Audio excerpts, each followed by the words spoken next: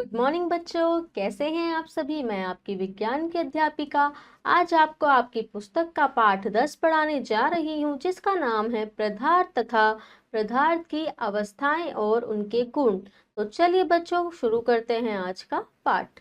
तो बेटा, पाठ 10 है आपका पदार्थ की अवस्थाएं व गुण। हमारे आसपास अनेक प्रकार की वस्तुएं पाई जाती हैं जो अनेक पदार्थों की बनी होती हैं।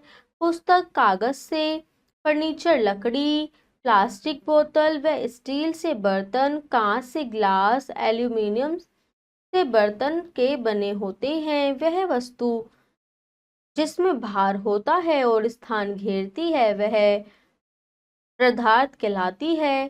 सभी पदार्थ अत्यंत सूक्ष्म कणों से मिलकर बने होते हैं। इन सूक्ष्म कणों को अणु कहते हैं। अणुओं को नंगी आंखों से नहीं देख सकते, केवल सूक्ष्मदर्शी द्वारा इन्हें देखा जा सकता है। एक पदार्थ के सभी गुण समान होते हैं और लगातार गति करते रहते हैं। दो अणुओं के मध्य कम या ज्यादा स्थान होता है, जिसे अंतर आणविक स्थान कहा जाता है। तो बेटा, हमारे आसपास की जो वस्तुएं हैं वह पदार्थ से मिलकर बनी होती हैं तथा सभी पदार्थ अत्यंत सूक्ष्म कणों से मिलकर बने होते हैं, जिनको अणु कहा जाता है और जिन्हें हम नंगी आंखों से नहीं देख सकते, जिन्हें सिर्फ हम सूक्ष्मदर्शी के द्वारा देख सकते हैं। इन अणुओं के बीच में कुछ स्थान पाया जाता है, किसी के बीच में ज्यादा स्थान होता है तथा किसी के बीच में कम स्थान होता है। इस स्थान को अंतर आणविक स्थान कहा जाता है। आगे चलते हैं। पदार्थ की अवस्थाएं। पदार्थ की 3 अवस्थाएं हैं, ठोस, द्रव एवं गैस। तो बेटा, ठोस अवस्था के बारे में पढ़ेंगे। ठोस पदार्थों का आकार व आकृति निश्चित होती है। ठोसों के अणुओं के मध्य अंतर आणविक दूरी बहुत कम होती है तथा आपस में अत्यंत सटे रहते हैं। ये अणु एक ही स्थान पर स्थिर रहते हैं तथा दबाने पर दबते नहीं हैं, जैसे पुस्तक, मेज, पत्थर, ईंट आदि। तो बेटा, ठोस अवस्था ऐसी अवस्था है जिसमें क्या होता है, आकृति तथा आयतन निश्चित रहता है। ठोसों के अणु के बीच का जो दूरी होती है वो बहुत ज्यादा कम होती है और ऐसे पदार्थ दबाने पर दबते नहीं हैं। आगे देखते हैं। द्रव। द्रवों का आयतन निश्चित होता है लेकिन आकार नहीं होता। द्रवों को जिस बर्तन में डालते हैं वह उसी का रूप धारण कर लेते हैं। द्रवों के अणुओं के मध्य अंतर आणविक दूरी ठोसों से अधिक होती है तथा अणुओं के मध्य आकर्षण बल ठोसों से कम होता है। इसी कारण द्रवों में बहने का गुण होता है, जैसे जल, दूध, पेट्रोल, डीजल, तेल आदि। तो बेटा, जो द्रव होते हैं उनका आयतन तो निश्चित होता है लेकिन उनकी आकृति निश्चित नहीं होती। उनको जिस भी बर्तन में डाला जाता है वह उसी का आकार ग्रहण कर लेते हैं। इनके बीच में जो अंतरा आणविक बल होता है वह कैसा होता है, ठोसों के मुकाबले कम होता है, इसलिए इनमें बहने का गुण भी पाया जाता है। द्रव क्या करते हैं, बहते हैं, जैसे कि आपका दूध, पेट्रोल, तेल, जल आदि। आगे देखते हैं। गैस। गैसों के अणुओं के मध्य दूरी सबसे अधिक होती है तथा अणुओं के मध्य आकर्षण बल सबसे कम होता है। गैसों के अणु एक स्थान से दूसरे स्थान को स्वतंत्रता पूर्वक बदलते रहते हैं। गैसों का आकार व आयतन निश्चित होता है, जैसे ऑक्सीजन, कार्बन डाइऑक्साइड, एलपीजी, वाष्प आदि। तो बेटा, जो गैस के अणु होते हैं उनके मध्य जो स्थान या दूरी होती है वो सबसे ज्यादा होती है।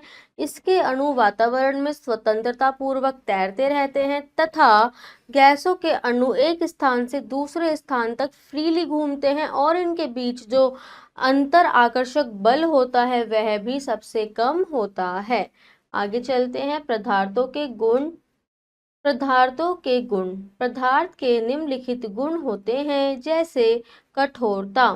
कुछ पदार्थों को दबाने पर वे अपनी आकृति नहीं बदलते। यह गुण कठोरता कहलाता है।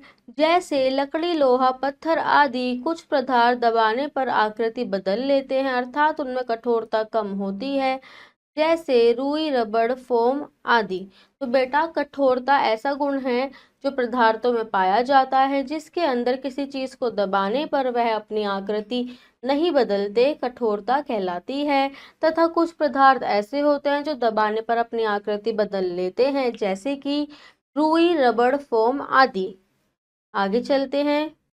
पारदर्शिता। कुछ पदार्थ ऐसे होते हैं जिनके आर पार देखा जा सकता है, इन्हें पारदर्शी पदार्थ कहते हैं। उदाहरण कांच, पानी आदि। तो बेटा, कुछ पदार्थ ऐसे होते हैं जिनके आर पार देख सकते हैं, ऐसे पदार्थों को पारदर्शिता कहा जाता है, जैसे कि कांच, पानी आदि। कुछ पदार्थों के आर पार प्रकाश का कुछ अंश ही जा पाता है, जिससे धुंधला दिखाई देता है, जैसे कागज, सूती कपड़ा आदि। लेकिन कुछ पदार्थों के आर पार बिल्कुल भी दिखाई नहीं देता, क्योंकि इनमें प्रकाश आर पार नहीं जा पाता, जैसे लकड़ी, दीवार। ऐसे पदार्थ अपारदर्शी पदार्थ कहलाते हैं। पदार्थों के आर पार प्रकाश जाने के इस गुण को पारदर्शिता कहते हैं। तो बेटा, कुछ पदार्थ ऐसे होते हैं जिनके आर पार धुंधला दिखाई देता है, तो ऐसे पदार्थ होते हैं कागज, सूती कपड़ा आदि। लेकिन कुछ पदार्थ ऐसे होते हैं जिनके आर पार बिल्कुल भी दिखाई नहीं देता, तो ऐसे पदार्थों को अपारदर्शिता पदार्थ कहा जाता है, और पदार्थ के इन गुण को पारदर्शिता कहते हैं। आगे देखते हैं। ऊष्मा की चालकता। ऊष्मा का वस्तुओं में प्रभावित होना ऊष्मा की चालकता कहा जाता है। वे पदार्थ जिनमें ऊष्मा का चालन सुगमता से हो जाता है, उन्हें सुचालक कहते हैं। उदाहरण लोहा, तांबा, चांदी आदि। कुछ पदार्थ में ऊष्मा का चालन नहीं होता, उन्हें कुचालक कहते हैं, जैसे लकड़ी, पत्थर, रबर, कागज, प्लास्टिक आदि। तो बेटा, कुछ पदार्थ ऐसे होते हैं जिसमें ऊष्मा अच्छे से प्रवाहित हो जाती है, उनको हम सुचालक कहते हैं। तथा कुछ ऐसे होते हैं जिसमें ऊष्मा अच्छे से प्रवाहित नहीं होती, उन्हें कुचालक कहा जाता है, जैसे लकड़ी, पत्थर, रबर, कागज आदि। और सुचालक के कुछ उदाहरण हैं तो लोहा, तांबा आदि। आगे देखते हैं। ज्वलनशीलता। कुछ पदार्थ आग जल्दी पकड़ लेते हैं, इन्हें ज्वलनशील पदार्थ कहते हैं, जैसे कागज, लकड़ी आदि। वे पदार्थ जो आग के पास जाने पर आग नहीं पकड़ते, उन्हें अज्वलनशील पदार्थ कहते हैं, जैसे लोहा, पत्थर आदि। तो बेटा, कुछ ऐसे पदार्थ होते हैं जो आग के पास आने पर जल्दी जल जाते हैं, तथा कुछ ऐसे पदार्थ होते हैं जो आग के पास आने पर नहीं जलते, जैसे कि लोहा, पत्थर आदि आग के पास आने पर आग को नहीं पकड़ते, लेकिन कागज और लकड़ी को आग के पास लाने पर वह जल्दी आग पकड़ लेते हैं। आगे देखते हैं। भंगुरता। जब आपके हाथ से कांच का गिलास गिरता है तो वह टूट जाता है, और जब स्टील का गिलास गिर जाता है तो वह नहीं टूटता। कुछ पदार्थ सरलता से टूट जाते हैं, जिन्हें भंगुर पदार्थ कहते हैं। पदार्थ का यह गुण भंगुरता कहलाता है, जबकि जो पदार्थ सरलता से नहीं टूटते, उन्हें अभंगुर पदार्थ कहते हैं। तो बेटा, जो पदार्थ जल्दी टूट जाते हैं उन्हें भंगुर, तथा जो पदार्थ जल्दी से नहीं टूटते उनको अभंगुर पदार्थ कहा जाता है। जैसे कि कांच का गिलास जल्दी टूट जाता है हाथ से गिरने पर, लेकिन दूसरी ही तरफ अगर स्टील का गिलास हाथ से गिरा जाए तो वह नहीं टूटता। आगे देखते हैं। श्यानता। द्रवों में बहने को श्यानता कहते हैं। पतले द्रव तेजी से बहते हैं, जबकि गाढ़े द्रव देर से, तथा पानी, दूध, पेट्रोल तेजी से बहते हैं, तथा ग्लिसरीन, तेल आदि देर से। गाढ़े द्रव को श्यान द्रव कहते हैं। तो बेटा, द्रवों में एक बहने का गुण होता है कि वह बहते हैं, इसे श्यानता कहा जाता है।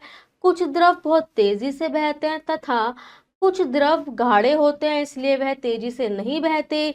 जो द्रव गाढ़े होते हैं उनको श्यान द्रव कहा जाता है। आगे चलते हैं। विलेयशीलता। पदार्थों का वह गुण जिसमें दो पदार्थ आपस में मिलकर मिश्रण बनाते हैं, उसे विलेयशीलता कहते हैं, जैसे चीनी जल में या जल में नमक का मिश्रण। तो विलेयशीलता क्या है बेटा? पदार्थों का वह गुण जब दो पदार्थ मिलकर एक मिश्रण बनाते हैं, जैसे कि जल में चीनी या नमक का मिश्रण। आगे चलते हैं। सुगंध, स्वाद व रंग। पदार्थों में गंध पाई जाती है, जैसे विभिन्न प्रकार के तेलों में भिन्न भिन्न प्रकार की गंध होती है। गैस की सुगंध से उसे पहचान लेते हैं।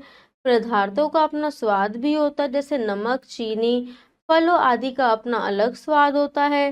पदार्थों को उनके रंगों से भी पहचाना जा सकता है, जैसे दूध, चीनी, नमक आदि सफेद रंग के, लकड़ी भूरे रंग की, धुआं काले रंग का। विभिन्न फल व सब्जियां विभिन्न विभिन्न रंग की होती हैं। शुद्ध जल रंगहीन, गंधहीन व स्वादहीन होता है। तो बेटा जो पदार्थ होते हैं उनकी अपनी सुगंध, स्वाद तथा गंध होती है। विभिन्न विभिन्न प्रकार के अंदर विभिन्न विभिन्न प्रकार की गंध पाई जाती है। आगे देखते हैं तन्यता। कुछ पदार्थों को हथौड़ी से पीटने पर वह फैल जाते हैं, यह गुण तन्यता कहलाते हैं। ऐसे पदार्थ तन्य कहलाते हैं, जैसे सोना, चांदी आदि। तो बेटा तन्यता एक ऐसा गुण है, जब किसी पदार्थ को पीटा जाता है तो वो फैल जाता है, और इसका यह फैलने का गुण तन्यता कहलाता है।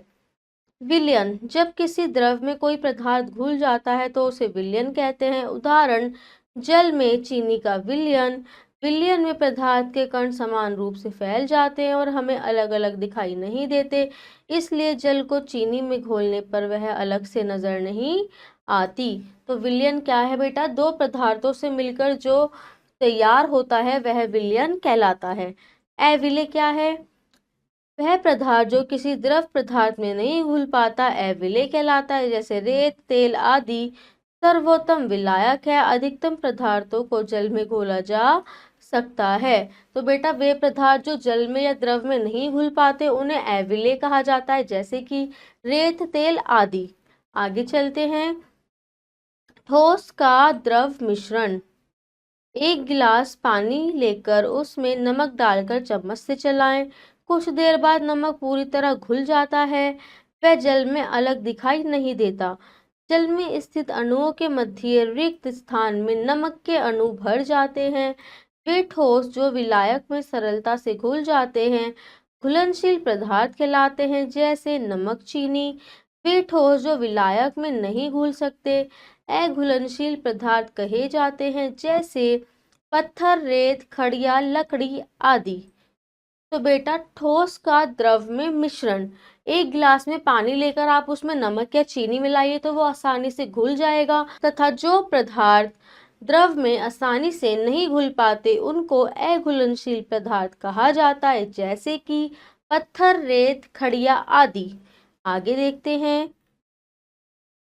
द्रव का द्रव में मिश्रण। द्रव को द्रव में आसानी से मिलाया जा सकता है, लेकिन सभी द्रवों में मिलाना संभव नहीं है। कुछ ही द्रव में मिश्रित हो पाते हैं। जल व दूध को सरलता से मिलाया जा सकता है, किंतु जल में तेल व पेट्रोल को नहीं मिलाया जा सकता। तेल व पेट्रोल को मिलाने पर इनकी अलग अलग परत बन जाती है। तो बेटा जब एक द्रव के अंदर दूसरा द्रव मिलाया जाता है तो वह आसानी से मिल जाता है, लेकिन कुछ द्रव ऐसे होते हैं जो उस द्रव के अंदर नहीं मिलते, जैसे कि तेल, पानी आदि। अगर तेल पानी को साथ में मिलाया जाता है तो उन दोनों की अलग अलग एक परत बन जाती है, वह उसमें पूरी तरह मिश्रित नहीं हो पाते। लेकिन अगर आप क्या करते हैं, पानी के अंदर पानी को मिला देते हैं तो वह पूरी तरीके से आपस में मिल जाते हैं। आगे चलते हैं। गैस का द्रव में मिश्रण। हम गैस को जल में मिश्रित कर सकते हैं। जल भी ऑक्सीजन नामक गैस से बनता है। जलीय जीव जल में घुली हुई ऑक्सीजन से ही सांस लेते हैं। कोल्ड ड्रिंक में भी गैस मिलाई जाती है, इसलिए जब हम कोल्ड ड्रिंक की बोतल खोलते हैं तो उसमें बुलबुले निकलते हैं। गैस की उपस्थिति के कारण ही कोल्ड ड्रिंक का स्वाद भी अलग होता है। ठीक है बच्चों, तो यहाँ पे अब हम देखते हैं हमने इस पाठ में क्या सीखा। तो हमने सीखा पदार्थ में भार होता है और वह स्थान घेरता है। पदार्थ अत्यंत सूक्ष्म कणों से बना होता है जिसे अणु कहते हैं। पदार्थ की तीन अवस्थाएं होती हैं, ठोस, द्रव तथा गैस। पदार्थों में कठोरता, पारदर्शिता, ऊष्मा की चालकता, ज्वलनशीलता, भंगुरता, विलयशीलता आदि गुण पाए जाते हैं। द्रव में पदार्थ के घुल जाने को विलयन कहा जाता है। सुचालक पदार्थ ऊष्मा को आर पार जाने देते हैं। जिन पदार्थों के आर पार देख सकते हैं उन्हें पारदर्शी पदार्थ कहते हैं। तो चलिए बच्चों, अब इस पाठ का अभ्यास शुरू करते हैं। तो आइए देखते हैं प्रश्न का सही उत्तर के सामने सही का निशान लगाइए। पदार्थ की अवस्थाएं होती हैं 4, 3, 2। तो कितनी होती हैं? 3। नंबर 2, जिनके आर पार देखा जा सकता है वे पदार्थ कहलाते हैं अपारदर्शी, पारदर्शी या ज्वलनशील। तो बेटा वो कहलाते हैं पारदर्शी। दो द्रवों को मिलाया जा सकता है आसानी पूर्वक, गर्म करके या मुश्किल से। आसानी पूर्वक। निम्न में से ठोस पदार्थ है जल, मेज, हवा। तो मेज। आगे चलते हैं। प्रश्न खा, रिक्त स्थानों की पूर्ति उचित शब्दों द्वारा कीजिए। ठोस पदार्थों का आकार व आकृति निश्चित होती है।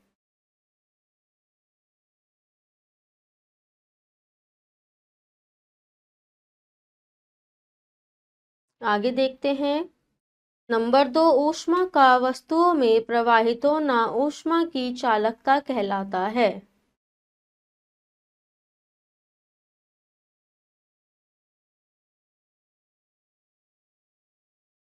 नंबर 3, पदार्थ जल्दी आग पकड़ लेते हैं, ज्वलनशील।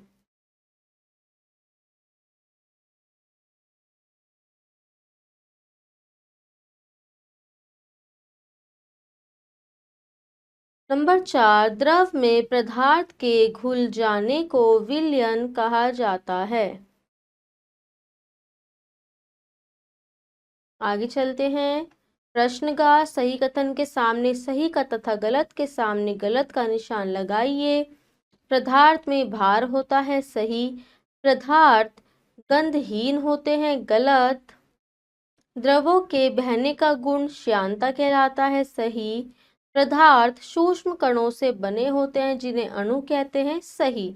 प्रश्न घात तथा क्रियाकलाप। तो बेटा इन दोनों ही प्रश्नों को आप स्वयं के द्वारा घर पर करेंगे। तो बेटा ये पाठ आपका यहाँ पे खत्म होता है। मैं आशा करती हूँ आपको अच्छे से ये पाठ समझ आया होगा। तो मिलते हैं अपनी अगली क्लास में। तब तक के लिए आप पढ़ते रहिए, स्वस्थ रहिए, खुश रहिए। धन्यवाद।